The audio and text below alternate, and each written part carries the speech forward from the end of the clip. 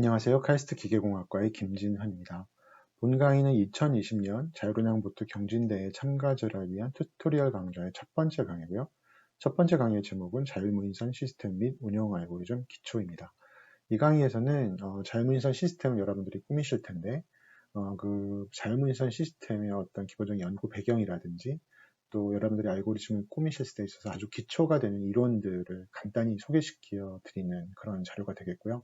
이 강의에 이어서 3개의 실습 강의가 있는데 그 부분에 있어서는 이제 여러분들이 시스템을 만드실 때 필요한 기본적인 어떤 핸즈온 스킬들을 가르쳐 드리는 부분이 되겠습니다. 다만 이제 시간이 한정적이기 때문에 이 튜토리얼 강의 시리즈에서 다루는 내용은 굉장히 초보적인 내용을 다룰 수밖에 없습니다. 그래서 만약 여러분들이 이런 자율 시스템이나 이런 부분들에 대해 익숙하시다면 본 강의의 내용이 큰 도움이 되지 않을 수도 있는데 짐작하기는 이 강의를 듣는 대부분의 분들이 조선해양 관련 학과에 계시고 이런 시스템 개발 경험이 많지 않을 거라고 가정해서 기초적인 부분 위주로 내용을 소개시켜 드리게 되니까 그런 부분들 염두에 두시면 좋겠고요. 만약 여러분들이 이 부분에 익숙하셔서 조금 더 어드밴스드 알고리즘을 구현하고 싶으시다면 그 대회 규정의 범위에서 벗어나지 않는 한 여러분들이 자유롭게 알고리즘을 구성하시고 또 시스템을 꾸미셔도 되니까 그 부분은 뭐 여러분들이 적절히 판단하시면 되겠습니다. 그리고 강의를 듣고 나서 조금 더 이 내용에 익숙하다 싶으시면 사실 인터넷이나 여러 그 자료들을 통해서 여러분들이 다른 형태로 시스템을 꾸며보시거나 더 어드밴스된 기능들을 구현하실 수 있기 때문에 그런 부분들도 여러분들이 팀 구성원들과 상의하셔서 또 여러분들의 배경에 따라서 적절히 선택해서 그 대회 준비를 진행하시면 되겠습니다. 자, 무인선 시스템이라는 것은 사실 여러분들이 아마 자율차나 무인기에 비해서 상대적으로 많이 들어보지는 않으셨을 텐데 실제로 무인선 시스템도 이미 개발이 돼서 많이 쓰여 왔었고요.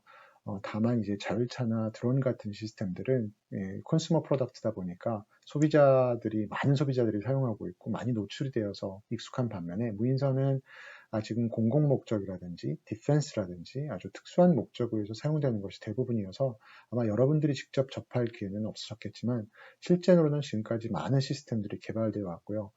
여러 분야에서 활발히 사용되고 있습니다. 이 슬라이드에서 보시는 이런 무인선 시스템들도 실제 다들 개발이 돼서 뭐 시험 적용도 돼 있고 상용으로 쓰이고 있는 플랫폼도 있고요.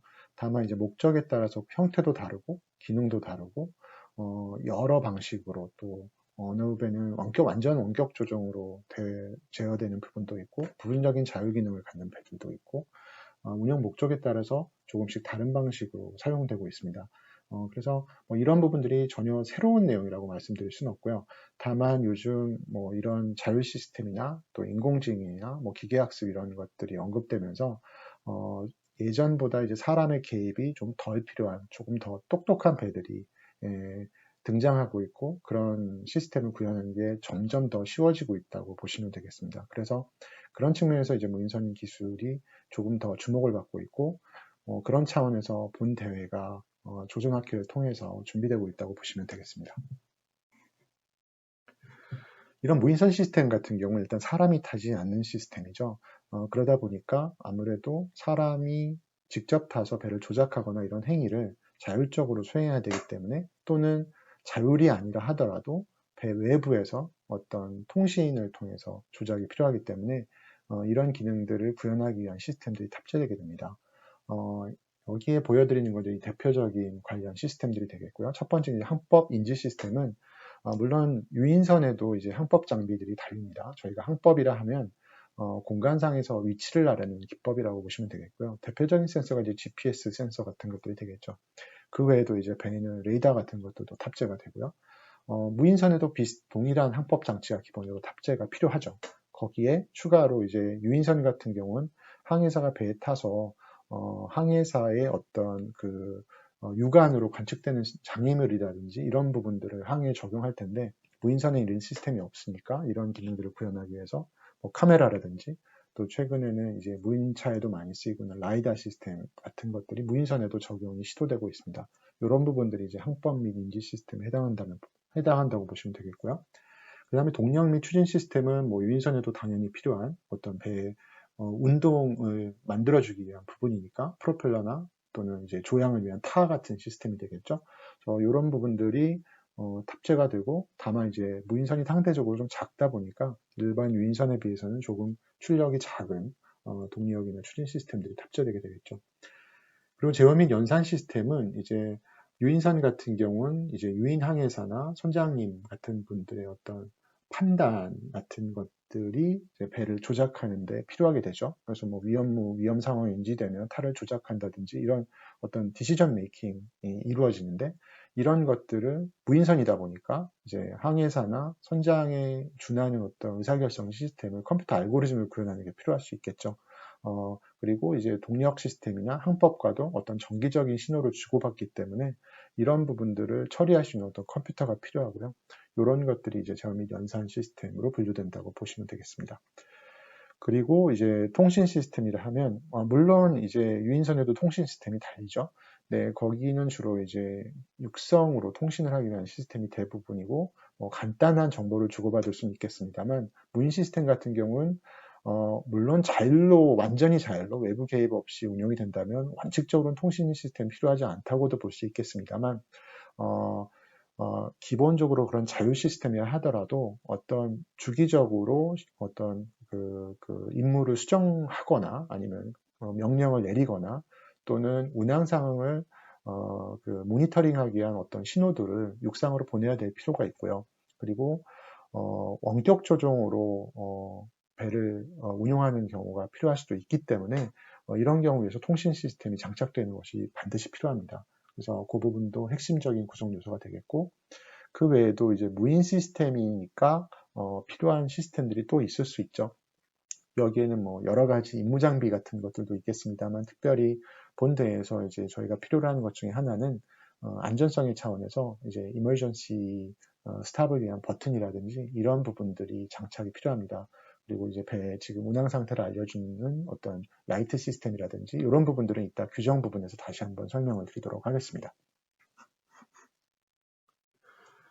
그래서 저희가 무인 시스템이라고 여기서 이야기했지만, 사람이 타지 않는다고 해서 모든 무인 시스템이 자율적으로 운용되는 것은 아닙니다. 그래서 자율이라 하면 외부의 개입 없이 스스로 판단할 수 있는 능력을 의미하는데, 그러니까 모든 무인 시스템이 똑똑한 건 아니죠. 그래서 사람이 타지 않아도 외부에서 무인 시스템을 조종하게 되면 사실 무인 시스템이 똑똑하다고 이야기할 수는 없습니다. 그래서 저희가 무인 시스템이 얼마나 똑똑한지를 정의하기 위한 어떤 기준이 있고요. 이것들을 이제 자율도라고 부르는데, 영어로는 이제 오토노미 레벨이라고 부르게 됩니다.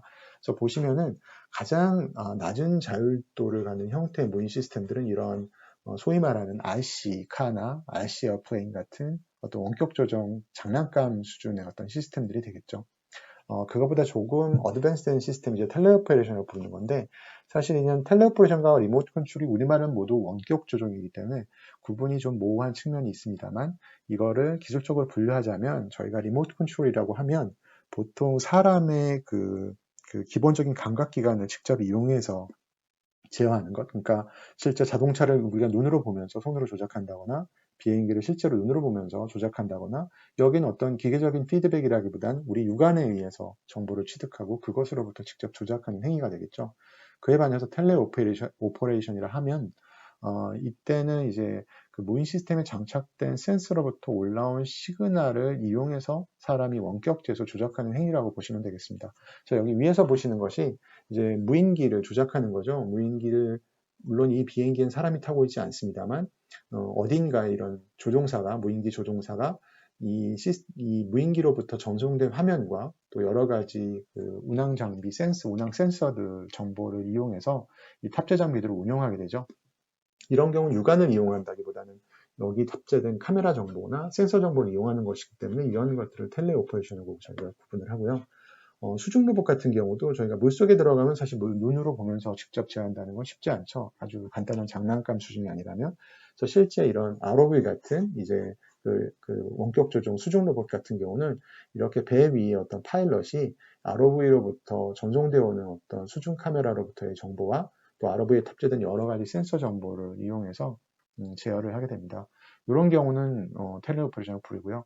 그러니까 이게 뭐 거리가 얼마나 머냐의 단위가 아니고 실제 탑재된 센서에 의한 피드백을 쓰느냐 아니냐를 가지고 이걸 RC냐 아니면 텔레오퍼레이션으로 구분합니다. 그리고 이제 자율도가 이제 궁극적으로 높아지면 사람의 개입이 전혀 필요 없는 시스템이 이제 fully autonomous 시스템이 되겠지만 사실 그 대부분은 그 사이 어딘가에 단속적으로 사람의 개입이 필요한 어떤 세마이 오토노머스 시스템이 되겠죠. 뭐 그런 예 중에 하나가 이런 예를 들어 행성 탐사를 한다거나 이제 화성 탐사를 하는 경우에 이런 경우는 사람이 원격적으로 이런 텔레포레이션 하는 것이 불가능합니다. 왜냐하면 화성까지 빛의 속도로도 통신 신호가 왔다 갔다 하는데 그 화성과 지구의 위치에 따라서 5분, 10분 정도의 어떤 시간차가 발생하기 때문에 실시간으로 원격 조정하는 건 불가능하고 이때는 일단 커맨드를 보내면 시그널이 돌아오기까지는 비클 스스로 알아서 해야 되는 부분이 있죠. 이런 경우는 대부분 주기적으로 단속적으로 사람이 개입할 수밖에 없기 때문에 그 와중에는 자율적으로 이동이 필요하고요. 또 세마이 오토노머스를 볼 수 있고 또 다른 예제는 이제 해양 쪽에 있어서는 수중 글라이더 시스템이 있습니다. 수중 글라이더라 하면 이제 일반 글라이더는 이제 보통 높은 고도까지 동력기를 끌고 올라가서 줄을 푸는 순간부터 이제 위치 에너지를 운동 에너지로 바꿔서 이제 공간상에서 유영을 하게 되는 반면 그렇다 보니까 아무래도 지상에 한번 내리게 되면 다시 이제 동력기로 끌어올리기 전까지 이동성을 가질 수가 없죠. 그에 반해서 수중은 이제 물이 굉장히 그 밀도가 높은 그 미디엄이기 때문에 이 수중 글라이더 안을 비우면 물보다 가벼워지고 채우면 물보다 무겁게 만들 수가 있죠. 그렇게 되면 저희가 이제 올라갔다 내려갔다 이런 행위들을 반복하면서 장시간 동안 해양 탐사를 할 수 있게 되는 플랫폼이 있습니다. 이런 걸 수중 글라이더라고 부르고 현재는 아주 활발히 쓰이고 있는데 이런 시스템 같은 경우도 수중에선 통신이 불가능한 건 아니지만 굉장히 어렵습니다. 그렇다 보니까 이 글라이더에 저희가 통신이 가능한 건 글라이더가 물에 올라왔을 때 단속적으로 하고 이제 글라이더가 물속에 들어가 있는 동안은 통신을 하지 않는 거죠. 그래서 원칙적으로 이제 글라이더가 충분히 똑똑하다고 하면 물속에서 일어나는 상황에서는 글라이더 스스로 판단을 내려야 되는데 물론 지금의 글라이더는 그렇게까지 똑똑하진 않지만 원칙적으로 일단 이런 수중 로봇 같은 경우는 물 밖으로 나오기 이전까지 물속에서 일어나는 행위들에 대해서는 어떤 형태로든 자율적으로 판단이 필요하죠. 그런 측면에서 이런 시스템들은 세마이 오토노머스 시스템이라고 부를 수 있습니다. 단속적으로 사람이 개입을 하게 되니까요. 물론 이제 물속에서만 작업을 하는 시스템이라면 이제 풀리 오토노머스 시스템이 되겠지만 지금 뭐 전혀 사람이 운영기간 전체 한번 만들어 놔서 이제 수년 동안 사람이 개입하지 않는 식으로 운영되는 시스템은 아직까지는 없으니까요. 그런 수중 로봇은. 그런 측면에서 수중 로봇도 이런 세마이 오토노머스 리그의 범주에 들어간다고 보시면 되겠습니다. 그래서 자율도를 이제 여러분들이 좀 더 익숙한 플랫폼을 설명드리면 대표적인 게 자율차가 되겠죠. 아마 많이 들어보셨을 텐데 자율차의 어떤 자율도를 따지면서 뭐 레벨 1이니 레벨 2니 이런 말을 많이 들어보셨을 겁니다. 그래서 자율차에서 자율도를 정의하는 방식은 저희가 자율도 0인 자동차가 지금 현재 여러분들이 몰고 다니는 여러분들 길에서 보시는 일반적인 자동차가 이제 자율도 0의 차죠. 거기에 이제 레벨 1이라 하면 이제 기본적인 자율 기능들이 들어간, 예를 들어 크루즈 컨트롤이라든지 이런 부분들이 일단 뭐 들어간 자동차들이 뭐 레벨 1 정도가 될 거고요. 이제 레벨 2 되면 이제 조향 장치 같은 것들도 요즘은 이제 차선 유지라든지 뭐 이런 차선 변경이라든지 이런 것들도 해주는 차들이 나와 있죠. 그래서 시중에 보시는 소위 저희가 이제 ADAS라고 부르는데 Advanced Driver System이라고 부르는데 이런 자율주행 보조장치 시스템들이 대부분 레벨 2 정도가 저희가 시중에서 구할 수 있는 비교적 고상의 차들에 들어가는 기능들이죠. 이런 것들이라고 보시면 되겠고요. 레벨 3부터가 이제 저희가 이제 본격적인 자율차라고 부르기도 하는데 사실은 레벨 3 정도 되면 레벨 3, 4는 이제 일단 기본적으로는 자율 기능이 우선이고 운전자가 보조 역할을 하는 시스템이라고 보시면 되겠고요. 이런 것들이 실험적으로나 아니면 데모 형태로는 보지만 아직 상용차 레벨에서 이 정도 기술 수준이 구현됐다고 보기는 어렵습니다. 그래서 물론 시간이 더 지나면 이제 레벨 3, 4, 궁극적으로는 이제 아예 핸들이 없는 자동차가 언젠간 등장할 수 있겠죠. 그래서 그런 방식으로 이제 보통 자율차의 자율도가 정의가 되고요. 요즘 이제 자율선박에 대해서도 사람들이 많이 관심을 갖고 있고, 실제로 이제 올해부터 이제 국책과제로도 자율선박 과제가 진행이 될 예정인데, 자율선박의 측면에 있어서도 비슷한 방식으로 자율도가 정의됩니다. 여기는 뭐 구분상으로 뭐 6개로 나눠지지만 비슷한 방식으로 이제 승조원이 탑승하느냐, 그리고 외부에서 개입이 필요하냐 아니냐 라는 방식으로 일단 자율도를 정의하게 되고요. 자율선박도 지금으로서는 이제 자율선박이라는 것이 존재하지 않지만, 이제 가까운 미래에 화물선 같은 배도 이제 기본적으로 항해사가 배를 모는 것이 아니라 알고리즘이 배를 모는 상황들이 등장할 것이고요. 그런 기술들이 필요한 게 자율차에서도 그렇습니다만, 해상에서도 사실 사고의 대부분은 배를 모으는 상황이 어려워서라기보다는 어떤 운항자의 과실에 의해서 많이 일어나거든요. 자동차 사고도 사실 졸음운전이나 음주운전이 많이 문제가 되듯이, 배에 있어서도 사실 항해사들이 오랜 시간 동안 집중하지 못하다 보니까 주의를 게을리해서 일어나는 사고들이 많은데, 이런 자율 시스템을 이용하면 이런 사고들을 효과적으로 줄일 수 있다는 기대들이 있습니다. 그런 측면에서 이런 기술들이 시장의 주목을 받고 있고, 많은 연구자들이 이에 관련된 연구를 하고 있는 것이죠. 그래서 그런 측면에서 아마 본 대회가 관련돼서 기획이 되었고, 이제 조선해양 관련 학과에서도 이런 기술들에 대해서 좀 더 관심을 가질 필요가 있다, 이런 차원에서 본 대회가 기획된 것이고, 그래서 이런 배경이 있다는 점들을 여러분들이 염두에 두시면 좋겠습니다. 저희가 자율 시스템을 구현할 때 가장 기본이 되는 3가지 요소로 저희가 이제 보통 Sense, Plan, Act, 이 3가지 요소로 구분을 합니다. 때에 따라서 이제 Perception, Planning, Action 이런 식으로 이야기하기도 하는데, 이것은 이제 기본적으로 사람이 동작하는 방식과 유사하죠. 저희도 이제 저희의 감각기관을 이용해서 주변 환경에 대한 인식을 하고, 주변 환경에 대한 인식을 바탕으로 어떤 플래닝을 세우죠. 예를 들어 내가 지금 있는 자리에서 방 밖으로 나간다거나 이런 걸 할 때도 이제 먼저 감각기관을 통해서 문이 어디에 있는지, 장애물이 어디에 있는지 이런 것들을 파악하게 되고, 그 다음 이제 플래닝을 하게 되죠. 이제 방에 이러이러한 장애물들이 있으니 어떤 경로로 내가 문까지 도달을 하리라. 이런 계획을 물론 이것들이 거의 동시에 일어나기 때문에 여러분들은 거의 느끼지 못할지 모르지만, 이걸 기능적으로 구분할 점이 이렇습니다. 그 다음에 이제 그런 동선이 계획이 되면 내가 실행에 옮기죠. 내 근육을 움직여서, 관절을 움직여서.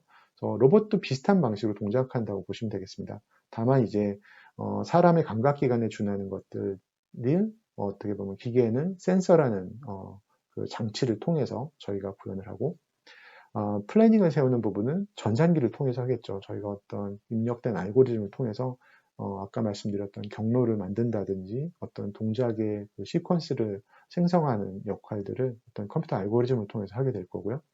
이제 이걸 행동에 옮기는 부분은 저희가 액추에이터를 쓰게 되죠. 이게 무인선 같은 경우 이제 프로펠러나 이제 러더 같은 것들이 되겠습니다만, 휴머노이드, 사람처럼 생긴 로봇 같은 경우는 이제 모터, 관절에 있는 여러 가지 모터들을 이용해서 이런 기능들을 구현하게 되겠죠. 그래서 이런 센스 플랜 액트의 3가지 컴포넌트에 대한 부분에 대해서 무인 시스템에 대해서도 저희가 동일한 방식으로 적용을 해야 사람처럼 스스로 판단하고 움직이는 시스템을 구현할 수 있게 되겠죠.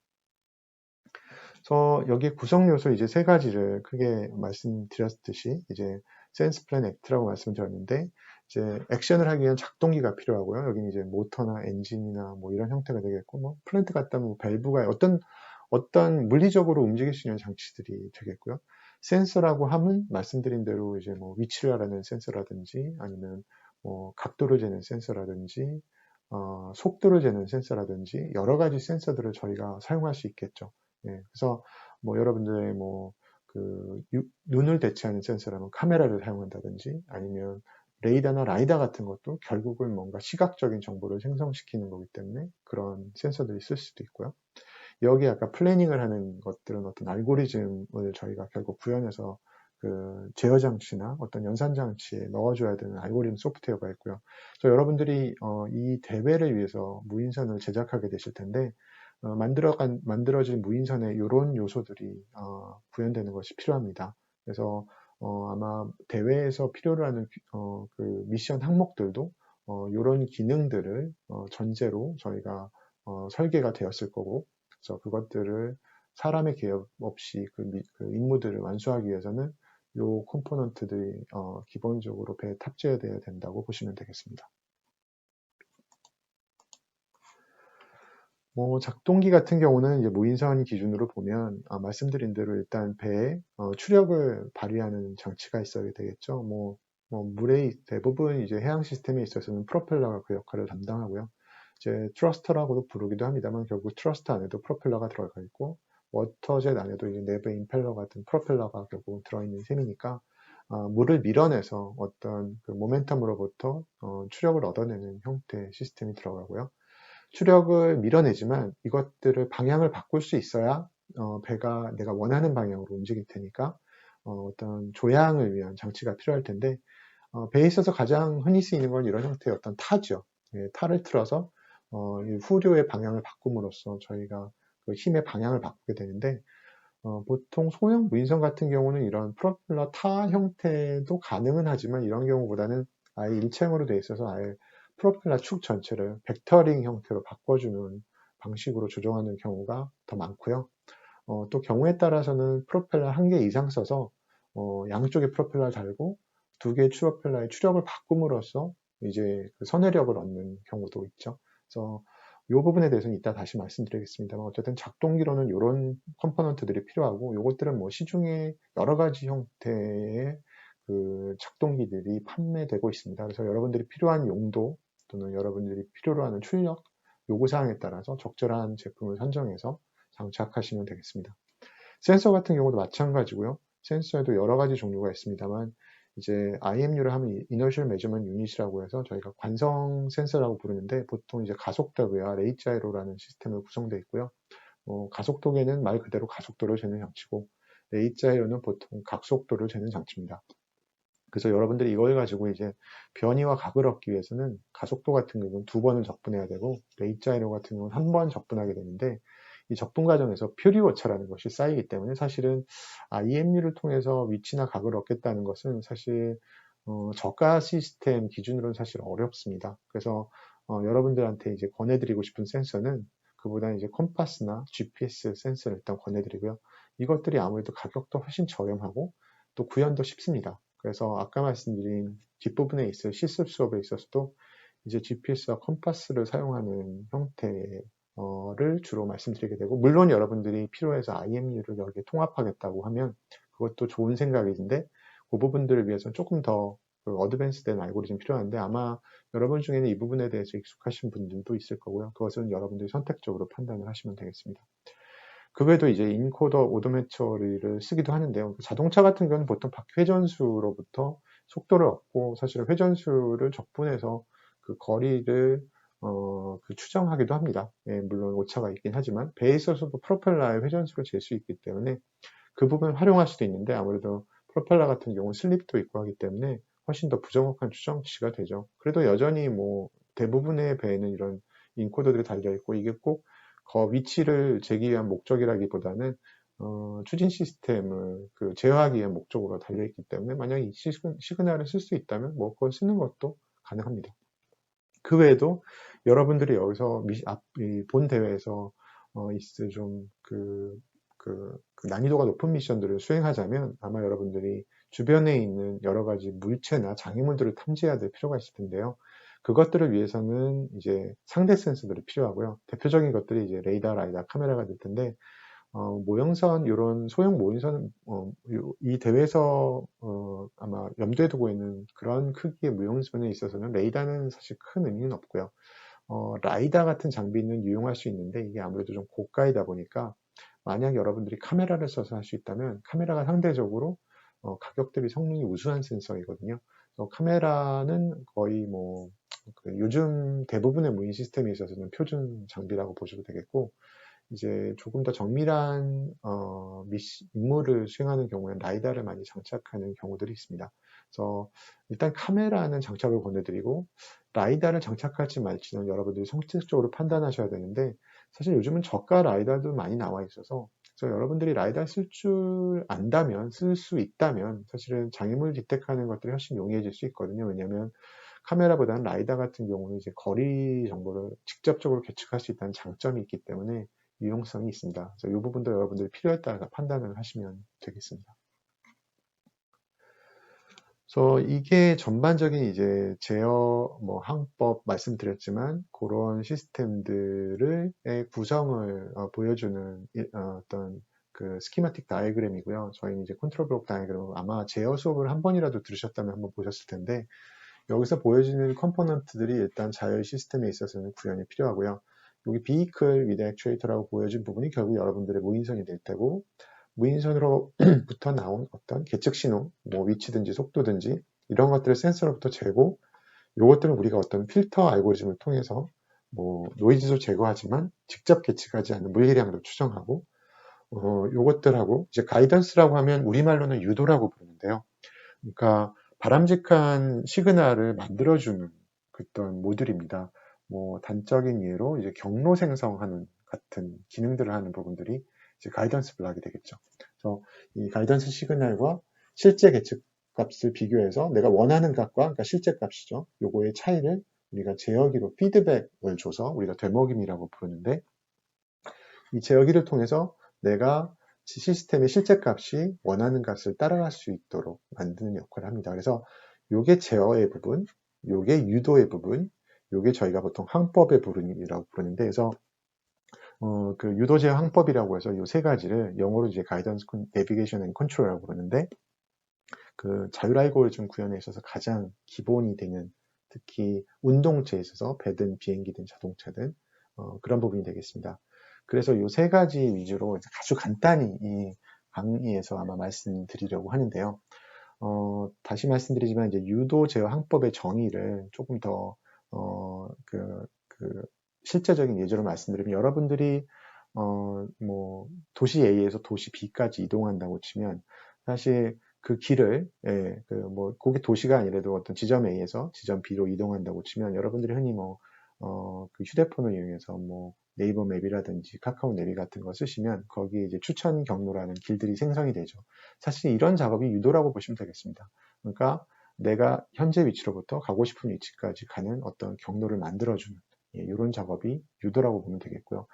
그 주변에 있는 장애물을 그러니까 여러분들이 로봇을 이용해서 한다고 하면 장애물을 피해가는 길을 만들어주는 작업, 그것들을 이제 저희가 가이던스라고 부르고 제어를 하면 그 생성된 길을 따라갈 수 있게 여러분들이 그 비이클 시스템을 움직여주는 거, 직접적으로. 그러니까 여러분들이 운전을 한다면 아까 네이버든 카카오 맵이든 거기서 준 경로를 여러분들이 차를 타고 운전하고 간다면 핸들과 엑셀러미터와 브레이크를 계속 조작하면서 가는 행위가 필요하죠. 이것들이 제어에 해당합니다. 그리고 여러분들 무인선을 이용해서 할 때는 이제 타와 프로펠러 계속 그 출력을 바꿔줘야 할 테니까 그 속도도 바꾸고 RPM도 바꾸고 또 타의 방향도 바꿔주고 이런 부분들이 이제 제어기 부분이 되겠죠. 항법이라 함은 자동차를 몰고 가는 동안 지속적으로 내 위치를 알아야지 사실은 이 미션을 수행할 수 있죠. 내가 어디 있는지 모른다면 사실은 내가 가고 싶은 곳과 내 실제 위치를 비교해서 사실 제어해야 되는데 내 실제 위치를 모른다면 사실 제어라는 것이 의미가 없겠죠. 그래서 내 실제 위치를 알아내는 것들을 항법이라고 보시면 되겠고요. 운전할 때는 저희가 물론 이 GPS를 써서 내 위치를 알아내기도 하지만 여러분들은 GPS 없이도 운전하실 수 있잖아요.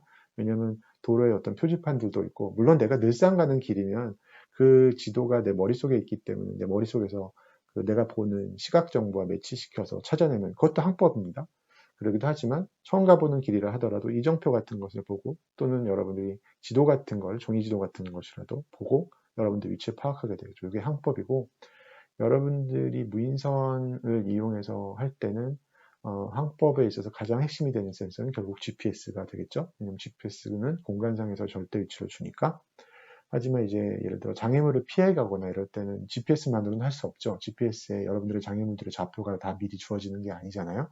이럴 때는 이제 여러분들의 배에 달린 어떤 상대 센서를 통해서 상대 위치에 대한 어떤 상대 항법을 수행해야 되겠죠. 그러니까 내가 카메라든 라이다든 이런 센서를 써서 앞에 보이는 장애물이 어디에 있고 내가 이거를 피해가기 위해서는 어떤 유도 경로를 생성해야 되고 그 유도 경로를 따라가는 과정에서 제어가 이루어지고 이런 유도 제어 항법이 동시에 이루어지는 어떤 기능들을 구현할 수 있어야 여러분들이 모든 미션을 성공적으로 완수할 수 있게 되겠죠.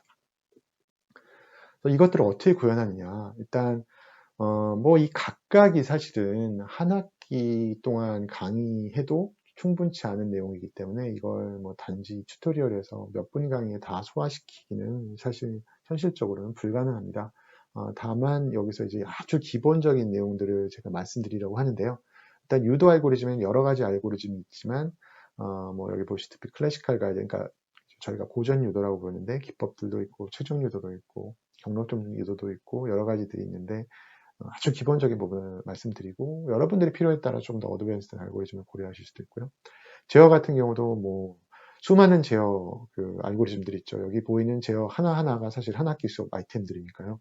그래서 그 중에 뭐 여러분들이 이 대회를 위해서 쓴다면 뭐 PID를 권해드립니다. 다른 제어 기법들을 굳이 사용해도 사실은 그 성능 차이가 크진 않을 거예요.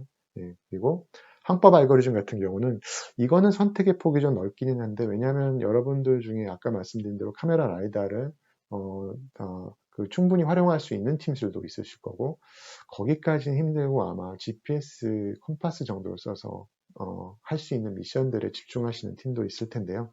이 부분들은 필요한 알고리즘들이 사실은 제대로 구현하자면 좀 배경 지식들이 필요해서 이 자리에서 설명드리긴 좀 힘들고 개념적으로는 말씀드리고 이걸 어떻게 구현할지는 여러분들이 판단하시되 사실은 복잡한 필터 알고리즘을 구현하지 않아도 사실 항법을 해결할 수 있는 방법은 여러 가지가 있습니다. 그래서 사실 GPS에서 나오는 시그널을 그대로 사용할 수도 있거든요. 네, 그래서 그 부분들은 여러분들이 능력에 따라서 여러분들이 할 수 있는 일의 범위에 따라서 적절히 선정을 하시면 되겠습니다. 이외에도 여러 가지 뭐 요즘 특히나 뭐 인공지능 기계학습 이런 이야기를 많이 쓰고 있습니다만 이런 알고리즘을 써서 유도제어 항법을 할 수도 있는데 사실은 뭐 그렇게까지 권해드리고 싶진 않고요. 다만 이제 여러분들이 만약 카메라를 쓰신다면 이미지 프로세싱을 위해서 요즘 소위 나오는 기계학습 내지는 이런 인공지능 방법들이 유용할 수 있고요. 이것들도 여러분들이 사실은 관심이 있다면 시도해 보실 수 있는데 이걸 뭐 처음부터 다 짜야 되는 게 아니고요. 많은 오픈소스 코드들이 나와 있기 때문에 여러분들이 그 사용법만 그것들 어떻게 다운받고 돌리는 방법만 알다면 그런 것들을 쓰는 것도 가능할 겁니다. 이건 아마 꼭 그 주변에 혹시 이런 부분들이 아마 전자과나 컴퓨터공학과 이런 것들 더 익숙한 친구들이 있을 수도 있어요. 그래서 저 한 가지 뭐 권해드리고 싶은 건 만약 주변에 그 학문적인 배경이 다른 친구들이 이런 부분에 익숙하다면 그 친구들과 함께 팀을 꾸미는 것도 좋은 방법이 되지 않을까 싶습니다. 먼저 유도 기법에 대해서 간단히 말씀을 드리면 일단 유도라 하면 어떤 내가 그 기준 경로를 생성하는데 사실은 이게 제어의 문제와 묶여 있어서 제가 여기서 어떤 실제적인 뭐 경로 생성 알고리즘을 소개시켜 드린다기보다는 저희가 유도와 제어를 한 번에 풀 수 있는 알고리즘들을 간단히 소개시켜 드리면 일단 추종 유도라는 방법은 어떤 목표점이 있습니다. 이건 고정점일 수도 있고 이동점일 수도 있는데 추종 유도는 내 비클이 선수각이 그 내가 가고 싶은 물체 방향을 항상 향하도록 만드는 겁니다. 굉장히 간단하죠. 물체가 여기 있으면 내가 배가 이렇게 있다고 하면 배가 결국은 선수 방향이 배의 진행 방향이니까 배의 진행 방향을 물체 방향에 맞추는 겁니다. 만약 내 진행 방향에서 물체가 왼쪽에 있다, 그럼 왼쪽으로 돌고요. 오른쪽에 있다, 그럼 오른쪽으로 돌면 됩니다. 가장 간단한 방법이고 되게 효과적인 방법입니다. 이걸 이제 pursuit guidance라고 부르고 이걸 위해서는 기본적으로 요 각도를 잴 수 있는 센서만 있으면 되기 때문에 이것들은 저희가 카메라 같은 것들을 이용하면 쉽게 요 각을 저희가 측정할 수 있죠. 이 방법이 되게 유용하고요. 다만 이게 고정점으로 이동하는데 또는 이게 물체가 아주 천천히 이동하는 물체면 이런 방식으로 물체에 도달하는 게 어렵지 않은데 물체가 복잡한 운동을 하면 사실 추종 유도 방법의 성능이 많이 떨어지게 됩니다. 그에 반해서 이제 비례 항법 유도도 이제 고전 유도 기법의 대표적인 방법인데 이 경우는 각도를 맞추는 게 아니라 그 물체가 의 시선각의 각속도에 비례해서 그 운동의 방향을 바꾸는 겁니다. 그래서 보시면 예를 들어 이 물체가 있을 때 물체가 그 각도와 무관하게 지금 화면상에서 내지는 이 각도가 오른쪽으로 돌고 있다 그러면 나를 오른쪽으로 돌리는 거고요. 물체가 왼쪽으로 돌고 있다 그러면 왼쪽으로 돌리는 겁니다. 이 기본적으로 그러니까 여러분들이 고정점에 대해서도 물론 비례항법 제어항법을 쓸 수도 있는데요. 이제 비례항법 유도가 유용한 것은 이건 조금 물체가 복잡한 기동을 해도 되게 효과적입니다. 하지만 뭐 지금 이 대회에서 있어서는 저희가 이동하는 장애물을 가정하고 있지는 않기 때문에 꼭 비례항법을 써야 되는 건 아닌데 실제로 비례항법을 쓰면 뭐 추정유도보다 조금 더 성능이 우수하다는 평가가 있고요. 그래서 이것도 마찬가지로 여러분들 카메라가 있다면 쉽게 구현할 수 있는 방법이기 때문에 어떤 방법을 사용해도 큰 차이는 없는데 여러분들이 그러니까 특히 어떤 목표점이죠. 경유점까지 도달하겠다고 하면 추정 유도를 써도 대부분의 경우는 충분하고요. 비례항법을 한번 써서 어떤 성능의 차이가 있는지를 보시는 것도 나쁘지는 않습니다. 예. 그리고 이제 경로를 따라가는데 저희가 보통 아까 말씀드렸듯이 각 방향의 시선각 방향을 맞춰서 제어하는 방법이 기본적으로 유용하고요. 근데 때때로는 이제 저희가 이 경로에서 이제 뭐 대표적인 것들이 이 경로상으로 이동하는데 바람이나 조류가 불게 되면 이제 배가 떠내려가게 되죠. 이 경우에 저희가 각 기준으로만 제어를 하면 여기 라인 오브 사이트 에러라고 했지만 요 각이 결국 라인 오브 사이트 에러가 될 텐데요. 그래서 요 각을 기준으로 하면, 그러니까 요 각이 이제 라인 오브 사이트 앵글일 텐데, 요 각을 기준으로 하면 바람이나 조류가 이쪽에서 이렇게 불어오면 사실은 이게 이렇게 떠내려가게 되죠. 그래서 배가 이 어떤 기준 경로에서 많이 벗어날 수 있습니다. 그래서 이런 경우에는 요 길이를 저희가 크로스 트랙 에러라고 정의하고, 요 길이를 줄이도록 이제 배를 제어할 수도 있는데요. 그렇게 하면 아무래도 배가 요 경로에 붙게 되겠죠. 그래서 이것들을 어떤 방식으로 제어하는 건 이제 제어기를 좀 이따 말씀드리겠습니다. 어떤 피드백 제어를 써서 요것들이 경로를 추종하도록 만들 수 있는데, 그래서 뭐 이런 제어 기법들을 어떻게 보면 이 유도랑 통합해서 쓴다고 보시면 되겠습니다. 경로 추종을 위해서. 그래서 여기서 보시면 또 이제 푸사이 D라고 되어 있는 부분은 어떤 이 경로점 1번으로부터 경로점 2까지 기준 경로의 방향을 정의하는 어떤 간단한 수식이 되겠죠. 여기 아마 아크탄젠트 정의를 아시면 이게 의미하는 게 요각도구나라는 걸 아실 수 있는데, 요것들은 여러분들이 아마 경로를 생성하고 특히 이제 장애물 회피 경로 같은 것들을 생성하게 되면 장애물을 피해가기 위한 어떤 기준 경유점들을 여러분들이 이제 설정하게 될 텐데, 그 경유점 사이를 이동할 때 이런 두 가지 파라미터를 써서 제어한다면 이제 효과적으로 이동할 수도 있고요. 실질적으로는 이 첫 번째만 일단 시도해보고 요것으로 만족스럽다면 사실은 크로스트랙 에러를 굳이 고려하지 않으셔도 괜찮습니다. 왜냐하면 크로스트랙 에러를 고려하자면 약간 시스템 거동이 불안정해지는 요소가 있을 수 있어서요. 또 그런 부분이 있고, 경로 스무딩 같은 경우는 여러분들이 예를 들어 경우점을 이런 경유점을 따라가고 싶다고 가정을 해보죠. 그렇게 되면 만약 내가 이 경유점에 도달해서야 그 다음 경유점으로 방향을 바꾸게 되면 배 같은 경우는 이제 그 상대적으로 이제 관성이 크고 물에서 움직이다 보니까 표류가 일어나죠. 그래서 실제 궤적은 뭐 이걸 바로 못 따라가고 이런 식으로 이제 따라가게 되죠. 또 여기서 그 다음 경유점으로 바꾸게 되면 또 오버슛이 이렇게 났다가 이렇게 따라가고서 요 기준 경로에서 많이 벗어날 수 있게 되죠. 그래서 그것들을 좀 효과적으로 하기 위해서 어떻게 하냐면 저희가 보통 어떤 배 운동 성능을 감안해서 이런 억셉턴스 서클이라는 걸 만들고, 예를 들어 그 목표점으로부터 예를 들어 전방 10m 도달했으면 그 다음 목표점을 이용해서 이동해라 라고 명령을 내리는 거죠, 바로. 그러니까 여기 도달하면 여기서부터 탈을 꺾어서 이쪽으로 틀기 시작하는 거죠. 예, 그래서 그렇게 되면 이 경로점을 조금 더 효과적으로 따라갈 수 있겠죠. 그래서 그런 방식으로 간단히 저희가 그 경로 추종 알고리즘을 구현하기도 합니다. 그래서 이런 방식들 한번 시도해 보시는 수가 있다. 이런 말씀을 드리고요. 제어는 아무리 조선과라 하더라도 아마 간단한 수업 정도는 들어보셨을 분들이 많으실 거라 제가 뭐 구체적으로 언급한다기보다는 그냥 개념적으로 이제 여러분들이 잘 아는 오픈룩 컨트롤 말 그대로 이제 동특성을 우리가 안다고 가정하고 피드백을 받지 않고 그냥 그 오픈룩을 통해서만 커맨드를 주는 형태가 되겠고요. 그래서 내가 예를 들어 이 배는 탈을 5도 틀면 뭐 1디그리 퍼섹으로 선수각이 돈다. 뭐 이런 정도로 안다면 그걸 커맨드로 줘서 사실 피드백을 안 받고 그 선수각을 제어할 수도 있겠지만 실제 시스템은 그렇지 않거든요. 그래서 그렇다 보니까 오픈룸만으로는 부족하고요.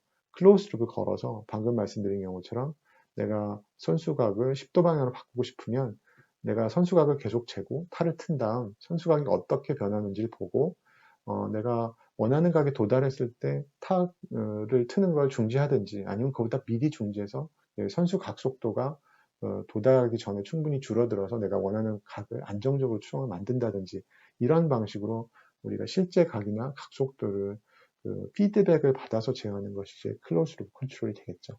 그래서 클로즈룹 컨트롤을 쓰는 것이 당연히 필요하고요. 이건 뭐 선택의 여지가 없다고 보시면 되겠습니다. 그래서 여러분들이 어떤 형태로든 요 클로즈룹 컨트롤 알고리즘을 구현할 필요가 있다. 근데 뭐 이게 복잡한 건 아니고요. 말씀드린 대로 이게 이제 여러분들의 제어 입력이 되는데 제어 입력은 단순히 여러분들의 실제 출력과 원하는 출력의 차이값을 그냥 간단한 여기 U 같은 경우에 수식상으로 보셔도 여기 보시면 여기 마이너스가 붙어 있습니다만 이제 K 곱하기 이제 Y 마이너스 죄송합니다. 이 마우스로 글씨를 쓰다 보니까 이런 형태가 될 텐데 그러니까 요게 이제 저희가 소위 말하는 그 비례 게인 그러니까 proportional gain 비례 이득이 되겠고 요게 에러가 되겠죠. 그래서 요거로 일단 그 제어 입력을 결정하면 됩니다. 요건 간단한 예제를 좀 이따 보여드릴게요. 그래서 만약인데 여기서 보시지 요 비례 게인만 쓰면 요게 이제 여기 말하는 proportional action만 쓰면 P 제어가 되겠고요. 근데 일반적으로 많은 경우에 있어서 P 제어만으로는 충분하지 않거든요. 그래서 어떤 신호들을 쓰느냐 요거를 미분한 시그널 D 제어를 쓰기도 하고 또는 요걸 적분한 시그널 I 제어를 쓰기도 합니다. 그 세 개를 다 쓴 걸 PID라고 부르죠. 그래서 뭐 여러분들이 아마 많이 들어보셨을 텐데 PID 제어가 실제로 인더스트리에 쓰는 제어기의 90% 이상은 PID라고 보셔도 무방합니다. 아마 90%도 더 될 겁니다. 네. 여러분들이 본 그 자율무인선 대회에서도 PID 제어기 이상을 쓰실 필요는 없다고 생각합니다. 그래서 제어기를 쓴다면 PID를 쓰시고요. 사실은 D만 써도 대부분의 경우는 별 문제가 없을 거고요. 그러니까 I 제어를 굳이 쓰지 않아도 되고요. 왜냐면 I 제어를 쓰면 약간 시스템이 또 불안해지거든요. 그래서 선수각 같은 경우는 저희가 아마 선박 조종론 같은 걸 들으신 분이라면 요 수식을 보셨을 수 있는데 이게 노모토의 그 1차 노모토 방정식입니다.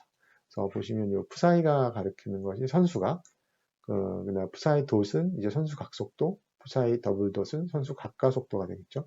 요 t는 이제 타임 컨스턴트고 그리고 요 델타는 타각입니다. 러더 앵글. 요 k가 타각의 어떤 이펙티브니스, 그러니까 타각 사이즈가 커지거나 타효율이 좋아지면 k 값이 커지고요. t는 어떻게 보면 배의 관성이라고 보셔도 괜찮습니다. 배의 관성이 커지면 t 값이 커지고 배의 관성이 작으면 t 값이 작아지고 그러니까 관성이 크면 배가 돌아가기 힘들 거고요. 작으면 배가 더 잘 돌겠죠. 마찬가지로 타 효율이 높아지면 배가 잘 돌고 타 효율이 떨어지면 배가 천천히 돌고 그래서 이 관계식이 기본적으로 배 선수 운동을 나타내는 운동방 정식이 되겠고 우리가 이것들을 내가 만약에 타를 틀지 않으면 사실 여기서 보시듯이 알겠지만 이 푸사이 값이 어떤 이퀄리비엄 포인트가 없습니다. 그러니까 선수각이 어떤 특정 값으로 실험된다는 보장이 없어요. 임의의 값으로 그냥 갈 수 있는 거죠. 예. 배가 공간상에서 복원력이 없기 때문에 수평면에서는 그래서 내가 예를 들어 배를 타각을 0도를 유지하고 싶다. 그러면 제어가 필요합니다. 그래서 여기서 보시듯이 비례 제어를 걸면 이게 비례 제어 이득이 되겠고요. D가 만약 이게 desired heading angle입니다.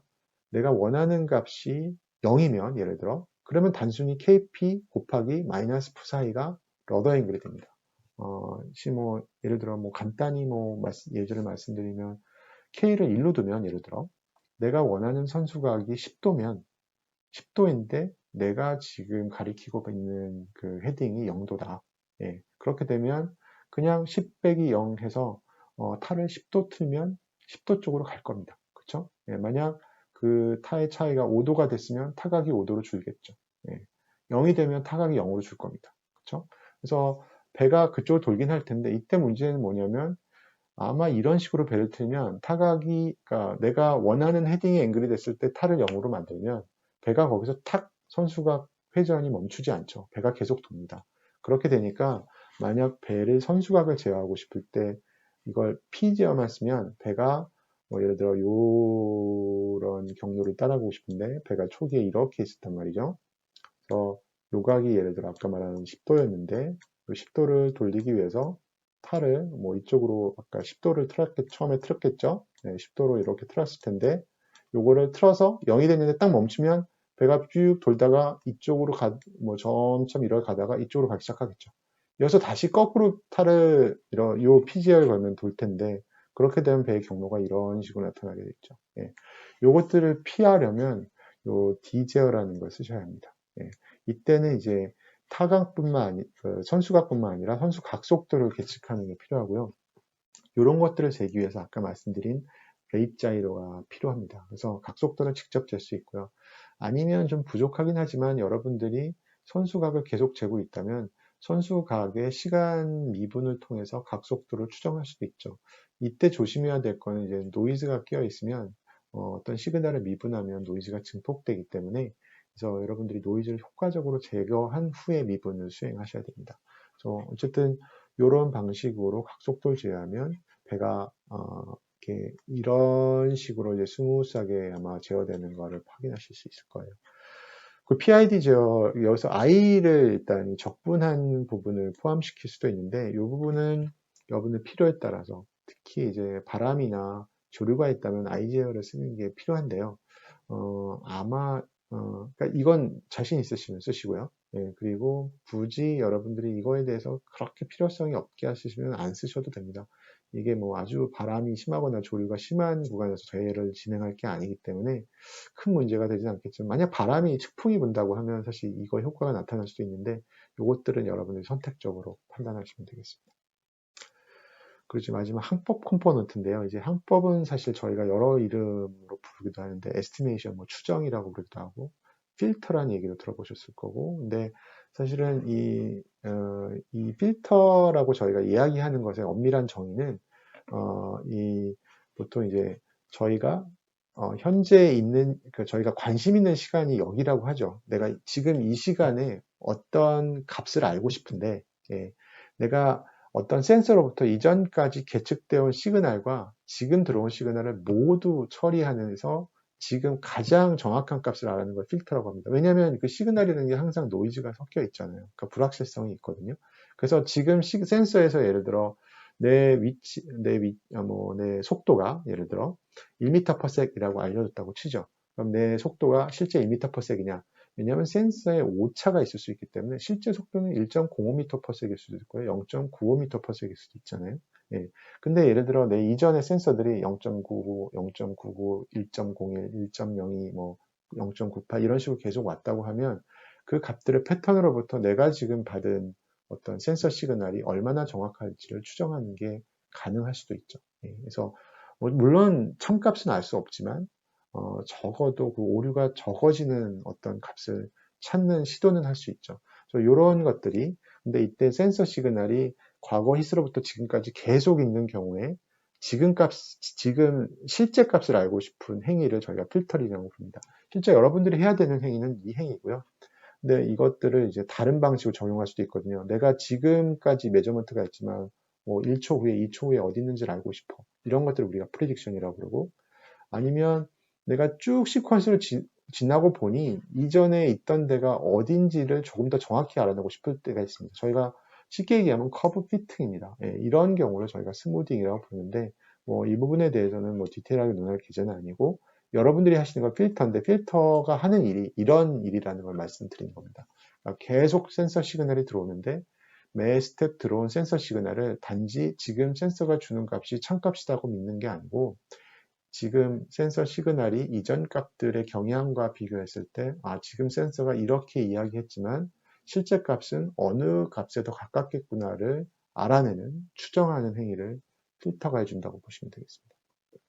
그래서 여러분들이 자유보트 대회에서 가장 필요한 그 필터의 어떤 변수는 기본적으로 위치 관련된 변수들이 될 겁니다. 위치나 선수각.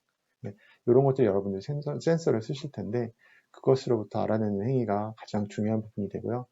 요것들을 구현하기 위해서 여러 가지 필터 알고리즘도 있습니다. 뭐, 여러분들이 필터 이론에 익숙하다면 별 고민 없이 칼만 필터를 쓰시라고 이야기할 수 있겠는데, 만약 뭐 굳이 이런 것들 별로 익숙하지 않다. 그리고 내가 가진 센서가 뭐 조합이 약간 단순한 조합이다. 그럼 굳이 칼만 필터를 쓰실 필요 없고요. 저희가 컴플리멘터리 필터라고 하는 방법도 있지만 사실은 그냥 에버리징 필터를 하셔도 됩니다. 예를 들어서 내가 지금 그 컴파스로 내가 선수각을 알고 싶은데 컴파스 값이 계속 돌겠죠. 그러니까 그것들을 정확히 믿는 게 아니라 예를 들어 뭐 이전에 있던 예를 들어 컴파스가 여러분들이 얼마나 빨리 그러니까 그 샘플링 프리퀀시가 다 다를 텐데 1초에 한 번 주는 것도 있고 1초에 10번 주는 것도 있을 텐데 충분히 빠르다면 예를 들어 1초에 10번 주면 10번 들어온 시그널을 평균해서 그 값을 쓰는 것도 방법입니다. 그게 지금 들어온 값을 그대로 믿고 쓰는 것보다 나을 수도 있거든요. 물론 근데 이 평균하는 구간이 길어지면 이 시간 지연이 발생하기 때문에 부정확할 수 있고요. 그래서 보시다시피 이게 얘인데요. 여러분들이 GPS를 쓴다고 가정하죠. 그럼 GPS가 준 시그널이 여러분들이 이게 실제 배의 궤적이를 하더라도 이런 식으로 막 튈 수 있습니다. 예. 그러니까 우리가 지나고 나면 이거 커브 피팅 하는 게 쉽죠. 근데 내가 예를 들어 여기에 있으면, 여기에 딱 있으면, 이 지점에 있을 때는 사실 센서가 여기라고 얘기하는데, 예, 이게 진짜 여기인지 아닌지 알 수 없거든요. 그렇게 되면 요 값과 요 값 이전의 값들을 감안해서 내 값을 찾는 데 도움을 얻을 수 있거든요. 요걸 이용해서 필터를 하기도 하고, 여기 훨씬 촘촘히 있으면 아까 말씀드린 대로 평균 값을 구하면 되겠죠. 직전 시간, 예를 들어 0. 몇 초 동안의 평균 값, 뭐 이런 식으로. 근데 위치 같은 경우는 좀 힘들 수 있는 것이 GPS가 아마 여러분들이 쓰는 GPS는 대부분 1초에 한 번 시그널이 들어올 거기 때문에 그걸 오랜 시간 동안 평균을 하는 건 아마 어려울 거고요. 사실 여러분들이 다른 센서 셋이 있다면 그 센서 조금 더 샘플링 레이트이 빠른 센서가 있다면 그런 센서 값을 쓸 수도 있는데 그건 여러분들이 좀 판단을 하셔야 될 거고 이도저도 없으면 사실 그냥 센서 값을 믿는 것도 방법입니다. 예. 그리고 경우에 따라서는 이렇게 센서 값이 튀는 경우들이 있어요. 이런 경우는 여러분들이 적절히 판단하셔서 사실은 이런 것들이 평균에 들어가면 전체 평균을 다 망가뜨리기도 하거든요. 그래서 물리적으로 도저히 말이 안 된다. 예를 들어 내가 이전에 0,0에 있었는데 갑자기 뭐 100m, 50m의 포인트가 GPS로 들어왔다고 했는데 그건 믿을 수는 없겠죠. 그거는 오류입니다. 네. 그런 오류는 미리 제거해 내시는 게 좋은데 그게 명백한 오류인지 아닌지를 판단하는 건 쉽지 않을 수 있거든요. 그러니까 진짜 황당한, 그러니까 아주 명백하다, 이건 오류임이 명백하다인 경우에는 제외하시는 게 좋은데 사실은 섣불리 지금값과 차이가 크다고 해서 섣불리 제거하는 걸 좀 조심스럽게 다루셔야 합니다. 어쨌든 이 부분들은 뭐 제가 필터 이론을 간단히 말씀드릴 수 없기 때문에 가능한 범위에 쉽게 말씀드린 거고요. 그 다음에 일단 시스템 실제 개발 세대를 간단히 몇 개 소개시켜 드리고 일단 정리를 해야 될 것 같은데 저희 연구실에서 실제 무인선 시스템들을 이용해서 이런저런 실험을 하는데 그러기 위해서 만든 플랫폼입니다. 이 플랫폼은 주로 이제 내수면에서 저희가 장비를 싣고 간단한 실험을 할 때 쓰는 플랫폼이고요. 이걸 위해서 저희가 탑재한 센서 장비와 그 액추에이터들을 보시면 이런 것들이 들어갑니다. 그래서 뭐 말씀드린 라이다 카메라, 일단 이게 GPS 안테나인데요. 여기 어떤 PC가 요 안에 들어가 있거든요. 조그만 산업용 PC가 들어가 있고, 요게 그 연산 장치가 되겠죠. 그리고 이제 RF로 이제 그러니까 원격 조정을 할 수 있게 되어 있고, 그 송수신기가 여기 보시면 안테나가 달려 있죠. 예, 모뎀이. 또 통신 장비도 달려 있고, 여기에 이제 송수신기를 통해서 저희가 원격 조정할 때는 요 아두이노 보드를 통해서 직접 여기 있는 선회기 트러스터와 그다음 여기에 보시면 이 트러스터를 좌우로 회전시켜주는 구동 장치가 여기 들어 있습니다. 모터가 이 다이내믹스 모터가 요것들을 돌려서 요거의 추력 RPM과 그다음 요거의 방향을 조절해서 배의 운동을 조절하게 됩니다. 그래서 요거를 요 RF 송수신기로 원격 조정을 할지 아니면 컴퓨터의 알고리즘에 따라서 자율로 될지는 요 아두이노에서 전환을 시켜서 저희가 여기에 있는 딥 스위치로 연결을 시켜서 사용하게 되거든요. 그래서 이런 방식으로 필요에 따라서 원격 조정을 하기도 하고 자율로 운영되기도 하고 이런 방식으로 구동이 가능하고 이 경우는 이제 그 선회기 하나에 저희가 회전을 달아서 결국 두 개의 제어 모드가 있죠. 그러니까 제어 그 디멘전이 하나는 추력, 하나는 방향. 그렇죠?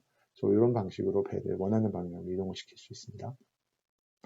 요거는 조금 더 큰 플랫폼인데 뭐 요거는 아까 말씀드렸듯이 아까 보여드린 것과는 그보다는 조금 더 큰 비클이고요. 그래서 요거는 센서들도 좀 더 많이 달리고요. 좀 고가의 센서들이 달리고 컴퓨터도 조금 여기는 이제 간단한 항법 PC는 이 스틱 PC로 하지만 실제로는 이게 임무 PC라고 해서 이미지 프로세싱이라든지 다른 것들을 하기 위한 전용 PC가 또 따로 들어있긴 합니다. 그리고 추진 장치가 있는데 조금 더 큰 장치라서 이 경우에는 저희가 어떤 특별한 컨트롤 유닛을 쓰고 여기는 추진기가 2개가 들어있고요.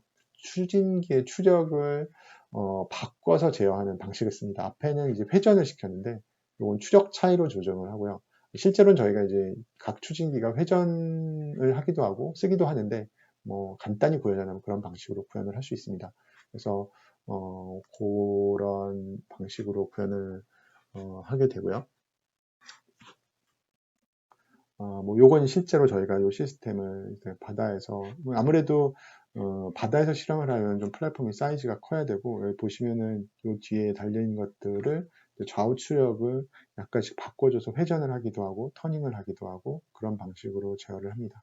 이런 것들이 구현이고 조금 이제 저희가 이거는 인물하기보다는 저희가 보통 장애물용으로 쓰기 위해서 소형 모인선을 개조해서 쓴 건데요. 아마 이게 실제 대회 만드시는 분들 입장에서 가장 참고가 되지 않을까 싶은데요. 이런 경우는 이런 배에 어떤 간단한 비교적 저가 센서를 이용한 장애물용이기 때문에 저희가 라즈베리 파이라는 아주 비교적 저가의 연산 장치를 요게 메인 PC가 되고요. 요거는 이제 기본적으로 그러니까 카메라 이미지 프로세싱 이런 걸 하기 위한 용도는 아니고 주로 이제 신호 처리를 하기 위한 용도로 쓰고 그다음 이제 RF 송시신기와 이 모터를 이용해서 여기는 이제 프로펠러 러더가 들어가 있습니다. 서버 모터로 러더를 구동하게 되는데 그런 방식으로 구동을 하게 되죠. 그래서 보시면 이게 좀 작은 형태고요. 그래서 기본적으로 요 액추에이터 부분은 여러분들 모형선은 이거보다 클 거기 때문에 대부분은 조금 더 파워가 있는 형태를 사용하셔도 되지만 여러분들이 기본적인 경로 추정이나 제어를 하기 위해서는 이 시스템 구성으로도 충분합니다. 그래서 저희가 실습 수업에서 조금 있다가 듣게 되실 실습 수업 강좌에서는 이 시스템 기준으로 설명을 드리게 될 겁니다. 예, 그래서 그 부분들을 적용할 수도 있다. 그래서 여러 가지 그러니까 방법이 있는 거죠. 여기서 대회 관련 규정 가운데 이제 과제 강의와 관련된 내용을 간단히 조금 언급을 하자면 일단 추진기의 개수 제한은 없습니다. 그래서 여러분들이 아까 시스템 구현할 때 추진기를 2개 달 수도 있고요. 아니면 하나 달고 러더를 달든지 아니면 추진기 회전 추구에 모터를 달아서 구동을 시킬 수도 있고요. 그 외에는 이런 규정들은 여러분들이 지켜주셔야 할 거고요. 크기 제한이라든지 출력 제한 같은 것들은 그다음 이제 통신 같은 경우에 아까 기타 장치 부분이 필요하다고 말씀드렸는데 이제 인디케이터 라이트가 필요합니다. 이건 여러분들이 임무를 수행하는 동안 배가 정상적으로 작동하는지를 외부에서 계속 안전 차원에서 확인을 해야 되기 때문에 그 부분들이 필요해서 이 인디케이터를 달고 GPS 같은 경우는 아까 위치 센서는 저희가 아마 조직에서 제공을 해주시는 것으로 알고 있습니다. 그래서 그 외의 센서는 왜냐하면 GPS도 이제 고사양의 제품들을 쓸 수도 있는데요. 그게 사실은 본대에선 별 도움이 되지도 않기도 하고 너무 고가이기 때문에 사실 GPS 시스템만 수천만 원 이상대 GPS들도 있거든요. 근데 본대에서는 그런 센서를 쓴다고 실제적으로 별 도움도 되지 않을 뿐더러 그런 부분에 있어서 이게 대회에서 제공을 해주기 때문에 저희가 제공해드리는 제품을 그냥 쓰신다고 보시면 되겠습니다. 그리고 아까 말씀드린 안전을 위해서 저희가 비상 스위치를 요구하는데 이것들을 2개 모드로 구동할 수 있어야 합니다. 하나는 여러분 원격 조정기에서 이런 딥 스위치를 움직이면 모터가 꺼지도록 일단 설정을 해주셔야 되고요. 만약에 이랬는데 통신에 문제가 생겨서 안 꺼진다. 그러면 운영요원이 배에 다가가서 이런 스위치를 누르면 배가 꺼지도록 여러분들이 이 스위치를 배에 장착하셔야 됩니다. 이 스위치는 결국 이제 실제로 이제 하드웨어 어떤 케이블에 연결이 돼서 동력을 끊어버리는 장치를 여러분들이 비상 스위치를 배에다 설치하셔야 됩니다. 최소한 2개 이상. 배 왼쪽 오른쪽에 붙어 있어야 아무 쪽으로든 접근해서 끌 수 있겠죠. 그리고 아까 말씀드린 표시등, 예를 들어서 배가 지금 운항하지 않고 있을 땐 빨간불이 들어와 있다든지, 원격 조정 모드일 땐 노란색, 자율 모드일 땐 파란색, 뭐 이런 식으로 그 조직이 이제 운영위원들이 구분할 수 있는 형태의 등이 설치되어야 합니다. 이 부분에 대해서는 아마 구체적인 지침이 추후에 다시 한번 공개가 될 예정으로 알고 있습니다. 그래서 말씀드린 대로 여러분들이 제작할 무인선은 원격 운영도 가능해야 되고요. 자율운항 모드도 가능해야 됩니다. 그래서 그 연산 장치가 탑재된 상태에서는 자율운항 모드, 이 모드를 쓸 수도 있고 필요에 따라서는 원격 조정을 할 수도 있고 이런 것들은 절환하는 것들을 여기 있는 딥 스위치를 써서 할 수 있게끔 여러분들이 설정을 하셔야 합니다.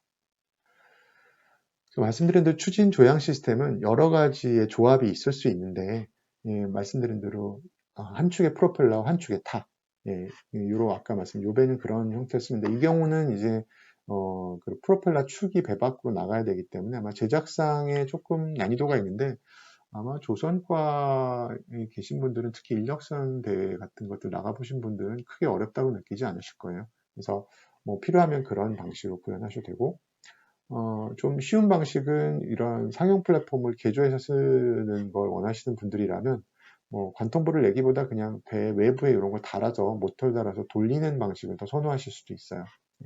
이런 경우는 여기에 이제 서버 모터 같은 것들, DC 모터를 하셔도 되고요. 그래서 구동해서 아예 추진기의 방향을 바꿔서 추력의 방향을 바꾸는 거죠. 그런 방식으로 구현하실 수도 있고 아니면 아까 보여드리기 때문에 이건 조금 다른 배이긴 한데 저희가 갖고 있는 것 중에 여기도 추진기가 두 개가 있고요. 이 추진기의 추력 차이를 이용해서 선회를 합니다. 이 경우는 회전부가 없기 때문에 한편으로는 그 제작 차원에서 더 쉬울 수 있습니다. 다만 이제 선폭이 좀 충분히 이 두 개의 거리가 넓어야 충분한 모멘트가 나오기 때문에 터닝 톱 모멘트가 나오기 때문에 그런 부분들이 있고 전반적으로 시스템이 좀 커질 수 있겠죠. 추진기가 아무래도 두 개 들어가게 되니까 그 부분들을 감안하셔서 판단하시는 게 좋습니다. 그래서 이런 단축 회전형으로 갈지 이런 두 개의 쌍축 디퍼런셜 트러스트로 갈지 아니면 프로펠러 타 같은 전통적인 방식으로 갈지 이것들은 내부적으로 협의하셔서 선형 설계하시는 분들이 같이 협의해서 진행하시면 되겠습니다. 그래서 1축 1타로 할 경우, 쌍축으로 할 경우, 뭐 아무래도 결국은 두 개의 그 제어 차원에서는 두 축을 제어하게 되는데 하나는 프로펠러, 하나는 러더를 할 거냐, 아니면 프로펠러 두 개를 할 거냐. 그래서 기본적으로는 동일한 어떤 마이크로 컨트롤 유닛 가지고 제어가 가능하고요. 요 구현하실 때 어떤 그 조합으로 할 거냐는 각 팀에서 적절히 판단하시면 되겠습니다. 항법 시스템은 앞에도 잠깐 말씀드렸습니다만 기본적으로 관성 센서와 방위 센서 같은 것들을 이용해서 하는 것들을 저희가 추측 항법이라고 부르는데 요건 아까 말씀드린 대로 좀 표리오차라는 게 있고요. 이 센서들이 여러 가지가 있습니다. 사실 뭐 관성 센서 같은 경우도 몇만 원짜리 센서부터 몇 억대 센서들도 있거든요. 뭐 이 과제, 이 대회에서 뭐 여러분들이 쓰시는 건 그렇게 고가의 센서들은 굳이 고려하지 않으셔도 됩니다.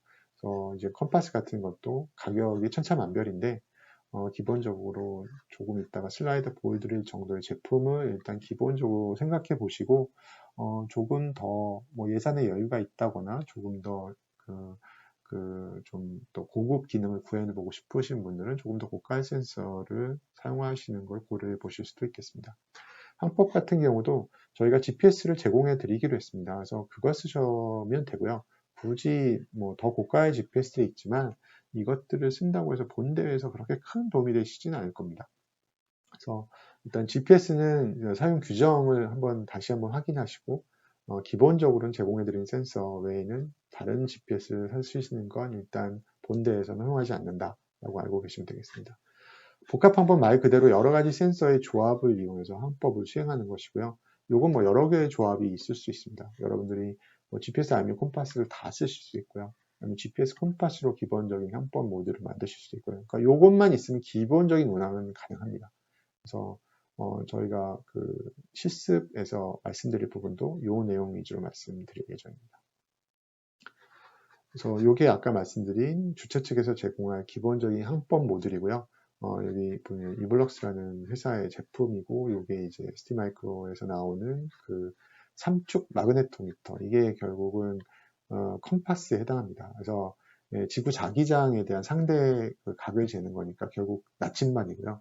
근데 이게 삼축이라 하면 이게 X, Y, Z를 원래는 다 잴 수 있는데 여러분들은 주로 관심 있는 건 수평면에서 가게 되겠죠. 예, 그러니까 이게 자기 센서장 정보를 이용해서 배 운행 방향을 알아내는 센서라고 보시면 되겠는데 요것들이 약간의 한계라면 이게 자기장 정보 쓰다 보니까 주변에 다른 소스가 있으면 쉽게 왜곡이 됩니다. 그래서 이것들을 하실 때는 캘리브레이션을 잘 하셔야지 좀 엉뚱한 방향으로 움직이는 그 오류를 피할 수 있고요. 이 부분들은 간단히 튜토리얼에서도 언급이 될 거로 알고 있습니다. 그래서 요게 기본적인 사양이고 요것들은 기본적인 센서이기 때문에 실습 수업에서 기본적인 사용 방법을 알려드릴 것으로 알고 있습니다. 그리고 시스템 개발 환경을 윈도우스로 할 거냐 리눅스로 할 거냐도 여러분들이 판단을 하셔야 하는데 아무래도 대부분 윈도우스가 훨씬 익숙하실 테고요. 윈도우스는 기본적으로 유료 운영 체제죠. 그리고 많은 그 응용 소프트웨어들이 나와 있고 많이 거기에 익숙해져 있을 거고 사실 C나 이런 프로그램 기반의 알고리즘 소프트웨어 개발 환경도 뭐 비주얼 스튜디오라든지 이런 것들이 잘 구현되어 있고 많이 사용을 해보셨을 테니까 그런데 사실은 이런 류의 시스템을 개발할 때는 리눅스 환경을 더 선호하는 측면이 좀 있습니다. 이 장점이 일단은 무료고요. 이게 오픈소스 기반의 무료 운영 체제고 OS가 훨씬 가볍습니다. 그래서 여러분들이 고사양의 PC를 쓰지 않아도 충분히 이런 OS를 올려서 돌리는 게 가능하고요. 가장 결정적인 장점은 이게 오픈소스 기반이다 보니까 여러분들이 많은 그 유용한 툴들을 가졌을 수 있어요. 무료로. 그러니까 이 리눅스는 그 개발 환경이 여기서 이제 저희가 ROS라는 또 그 로봇 운영 체제를 아마 소개시켜 드릴 텐데 대부분의 기존 사용자들이 그러니까 이 환경에서 여러 가지 툴들을 이미 개발해 놔서 여러분들이 일단 여기에 익숙해지면 여러분들이 처음부터 작성할 필요 없이 가져다 쓸 수 있는 유용한 소프트웨어들이 엄청나게 많습니다. 예, 심지어 여러분들이 카메라나 라이다를 쓴다고 해도 여러분들이 그런 코딩을 할 필요 없이 GitHub 같은 시스템에서 여러분들이 원하는 기능들을 가져다 쓸 수 있거든요. 윈도우즈 같은 경우는 그런 부분들이 참 어렵습니다. 그 대부분은 거의 처음부터 짜야 되기 때문에 그래서 아무래도 윈도우즈에서 작업을 하면 효율이 많이 떨어지게 되고 그 간단한 기능조차도 대부분은 직접 구현이 필요하거나 아니면 아예 고가의 그 소프트웨어 모듈로 상품화되어 있거나 이런 식이어서 지금 대부분의 개발자들은 특히 로봇 분야에서 개발자들은 리눅스 환경에서 그 시스템을 개발하고 있다고 보시면 됩니다. 그래서 처음에 익숙해지는데 좀 시간이 걸릴 수 있지만 오히려 처음부터 시작을 하신다면 어차피 윈도우 시스템에서 하드웨어 플랫폼 개발해 보신 경험이 없다면 처음부터 리눅스 환경에서 이걸 시도하는 게 여러모로 효율적이고요. 그 부분을 좀 권해드립니다.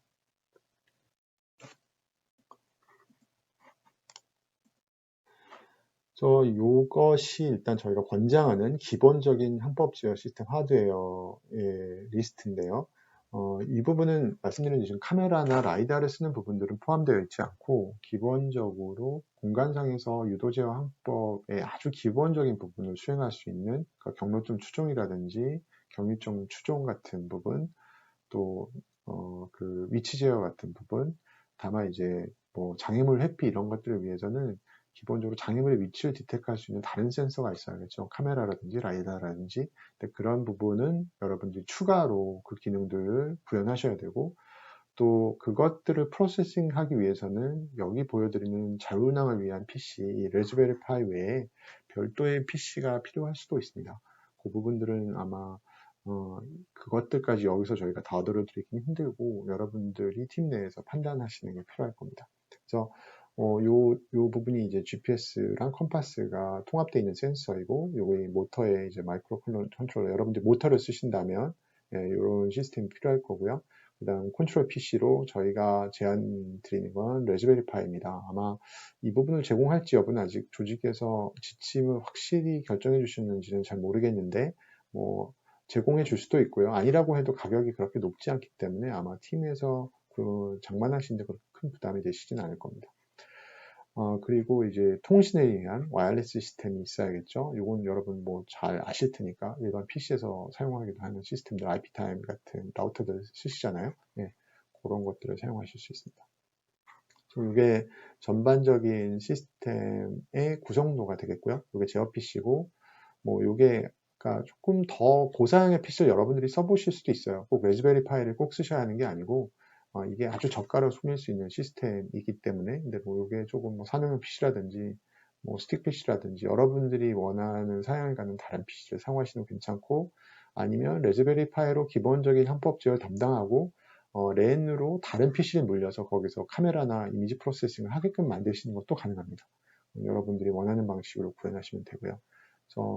그리고 지상국에는 여러분들이 RF 송실신기가 있어야 되고, 뭐 노트북 같은 것을 통해서 이쪽에 뭐 커맨드를 주든지 아니면 여러분들 개발 과정에서도 뭐 프로그램을 업로드 한다든지 수정한다든지 모니터링 한다든지 이러한 목적으로라도 원격 PC 어떤 모니터링 PC가 필요할 겁니다.